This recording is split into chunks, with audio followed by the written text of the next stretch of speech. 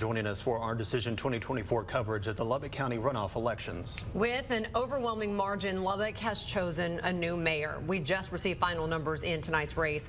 More than 3,000 voters cast ballots today, making for a total turnout of just more than 15,600 people out of more than 191,000 registered voters in the entire county. Lubbock chose Mark McBrayer as our new mayor. He will take over the seat that Trey Payne is leaving. Trey Payne did not run for re-election. McBrayer has won 72% of support over former colleague Steve Massengale. Both men were on the city council before last month's municipal elections, representing districts 3 and 4 respectively. Massengale served for 8 years while McBrayer resigned his first term to run for mayor. Now McBrayer will move into the middle seat as the city's chief executive. KCBD News Channel 11's Madeline Hall spoke to him during his results party earlier this evening and filed this report after he addressed the media.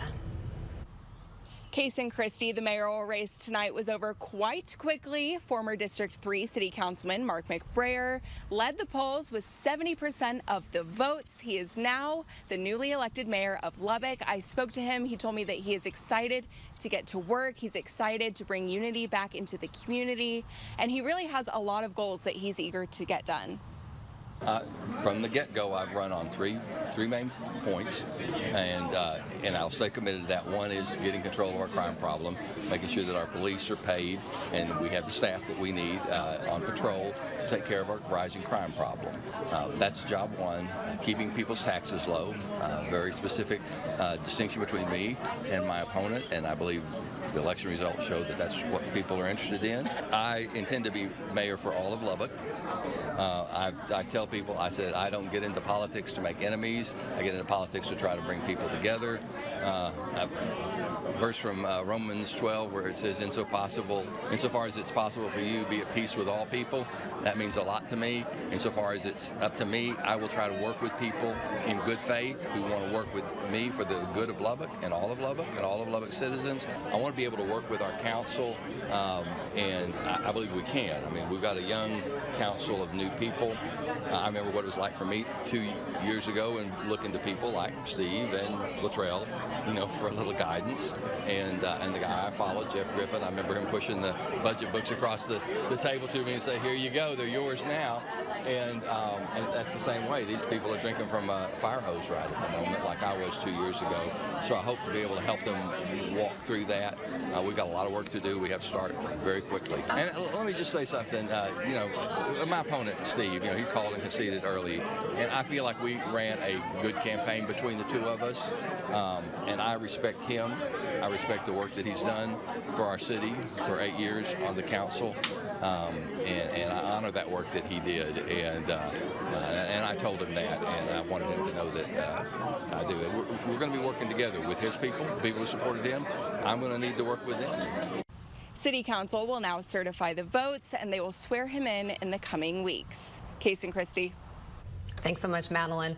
Tonight's results mean Steve Massengale is now out of office. He started representing District 4 in 2016 after spending several years on the city's Planning and Zoning Commission and Lubbock ISD's Board of Trustees. We spoke to him earlier this evening about what he's proud of accomplishing at City Hall. I was involved in so many things. I feel like things we did that really moved our community forward. If it wasn't creating jobs or working on economic development projects like Leprino, that created some great jobs, and we look forward to coming online. To the police facilities that recently opened, the patrol division stations. I inherited Citizens Tower and had to bring that thing in on budget, and it serves the city so well today. So I look back on all that with fondness. I'm proud of the work, and we did it all in the face of a pandemic. And so, no regrets here. It was a great 8 years. Lubbock's 2nd Council District will have new representation as well. Gordon Harris has won over Anna Minjarez with 58% of support. Former City Councilwoman Sheila Patterson Harris is stepping down from that seat after 8 years of service. Now Harris says he's prepared to advocate for East and South Central Lubbock. My first tackling job is to see how the city is being ran behind the scenes. I can see what they vote on and go with that, but I need to see how they do it, because my mission is to help District 2 and help the city. So I need to know exactly how it's done. But when it comes down to me figuring out how it's done, it's time to go to work, and it's time to go figure out how to get some economic development in District 2, because there have not been any economic development in District 2 for over 50 years. And Lubbock County has filled its appraisal district's board of directors. Tom Kiesling is going to join the at-large representation for place 3. Last year, the Texas legislature ordered every county with more than 75,000 residents to have 3 members of its board elected at large. Kiesling joins Micah O'Hare and Jim Baxa to fill that requirement. The appraisal district is in charge of evaluating and certifying property values throughout the county so local governments and schools can properly assess property taxes.